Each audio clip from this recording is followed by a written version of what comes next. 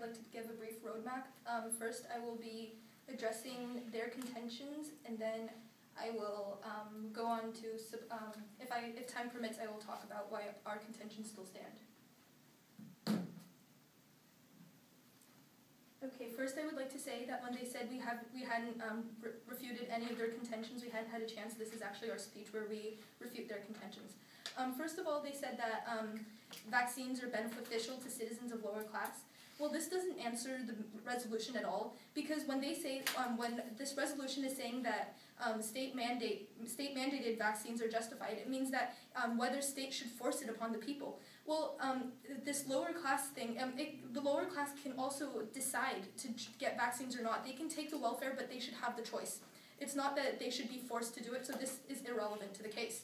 Next, they said that the government says that the Declaration of Independence says that that the government must provide for the general welfare.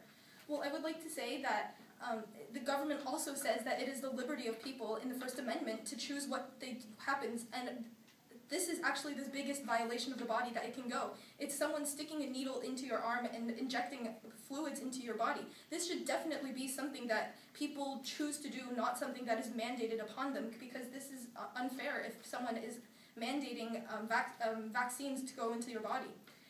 Next, they tried to refute our contention that drugs, actually the risks is a small number.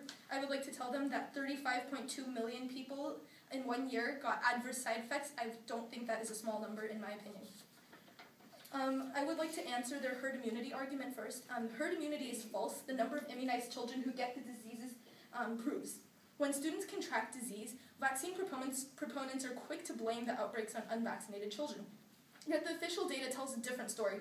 A majority of cases occur in fully vaccinated populations. Dr. William Atkinson, former senior epidemiologist with the CDC, admitted that measles transmission has been clearly documented among vaccinated persons. In some large outbreaks, over 95% of cases have a history of vaccination.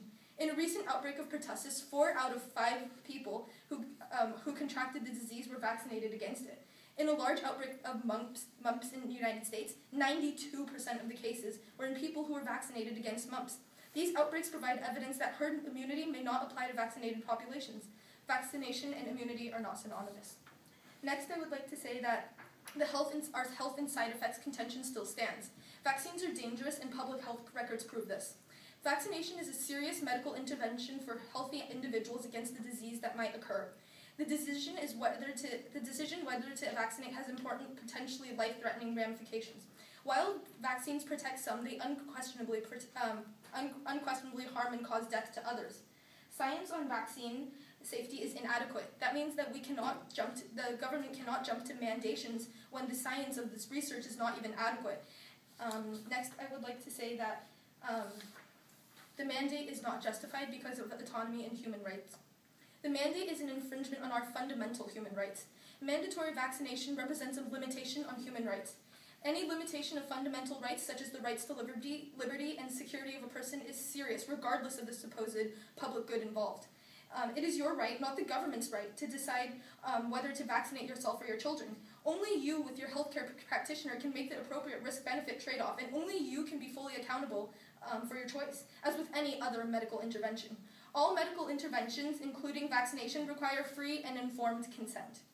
To abridge that right is to violate the essential human rights to life, liberty, and bodily integrity. By denying truly free and informed consent to vaccination, we have 12 seconds. No, it's 4 minutes and you've gone over.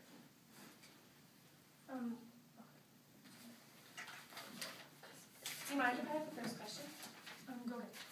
So are you aware that neither my partner nor I have even said the words herd immunity in our debate? I'm actually pretty sure that you said it. We never said herd immunity. You did in your second contention when you said it's necessary to. Would you like me to redo my second contention, because there's definitely nothing about herd immunity in it? Well, I would just. I'll read it for you.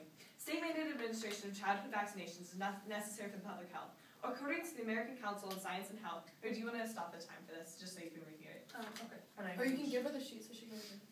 I'll just reread it because it's easier, and then the Okay, judges well, can hear as well. when I So we was can- when I was listening to the debate, I'm pretty sure. I'll read. I have it written down right here. I'll read it too. We never said the words. Okay, maybe you can give that to my partner. And she I think I want the judges to hear it as well. Okay. Okay. State-mandated administration of childhood vaccinations is necessary for public health. According to the American Council on Science and Health, or the ACSH, immunization is necessary to prevent mass outbreaks of diseases. For example, in the 1980s, measles immunization decreased because parents stopped getting their children vaccinated. From about 1989 to 1991, there's a large outbreak of the disease. About 43,000 people contracted measles, and over 100 died, mainly infants and toddlers. Studies conducted in the states of Colorado and California proved that the risk of contracting the measles was 20 to 35 times greater when parents opted out of mandatory school entry immunizations. Drawing my first contention, with over 16% of U.S. citizens not having the funds to pay for childhood vaccinations, they're exposing everybody to the same diseases that they may have contracted. Within the United States, over 135,000 lives were saved by polio vaccinations in the past 50 years. Furthermore, smallpox was yet another incident of vaccination saving lives. After killing over 500 million people in the 20th century alone, it is estimated that the smallpox vaccine has saved at least 150 million lives so far. According to CDC.gov, if measles vaccinations were stopped in 1 year, there would be about 2.7 million measles deaths to be expected. Vaccines are also extremely effective. Since the introduction of the conjugate HIV vaccine in 1987, the incidence has declined by 98%. If children were not vaccinated, approximately 25% of children would be expected to die of related liver diseases as adults. By mandating that everyone is vaccinated and providing Medicare to all of its residents, the state can protect children from contracting life-threatening diseases.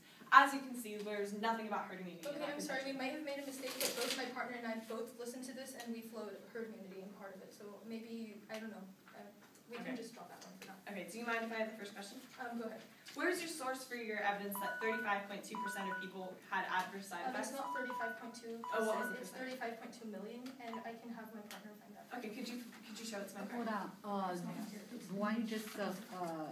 Is it about the argument? I mean, is it about question or just? She thought we said something about herd immunity, and we didn't, so she just reread it so that. Okay, so it doesn't count in the question. No, yeah, But what I would say is that, like, both my partner and I both flowed that there was a herd immunity argument.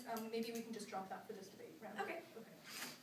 And also, okay, you can have the next question. Okay. I guess for the lower class, the argument you said about the lower class and how it saves money, how exactly does it save money in the lower class? Because, no, it's not that it saves money. It's that it benefits the lower class because currently it's simply not able to. When you do the math, they're simply not able to provide these vaccinations for their children because it's 8% of the average annual income for these people. But then don't you think it's better if the government just provides a welfare system like everything else, perhaps like their food even with welfare, their average income is 25,000. Right. So wait, can you let me finish my response, please? Even with welfare, their average income is $25,000. That is with an average of 3 children, $650 per year per child. That's an average of 8% of their annual income, and you just can't expect people to pay that for themselves. Well, okay, so my point is, this is not relevant. It is relevant because it's justified because it's the most net benefit for these people. You're benefiting a lower class who cannot provide for themselves. Then how about the government just provide Time. Okay. Thank you.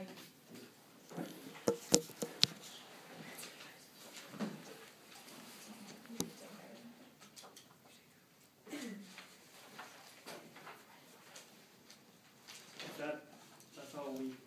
No, they have final. Final speech. Do we have a summary? I think we have summary and then grade process. we have summary Okay. Yeah. Right. Do you mind if we use the first 30 seconds of our prep time? Yep. Okay, cool. Okay.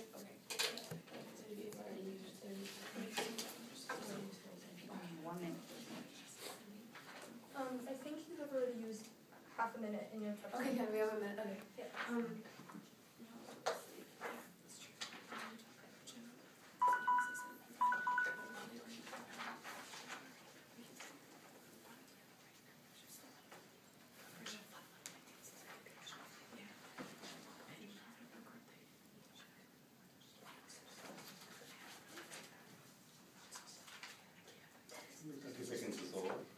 also using 30 seconds of their own? No, We're not not using using our ours. Oh, okay. Oh, my mistake. We just misheard.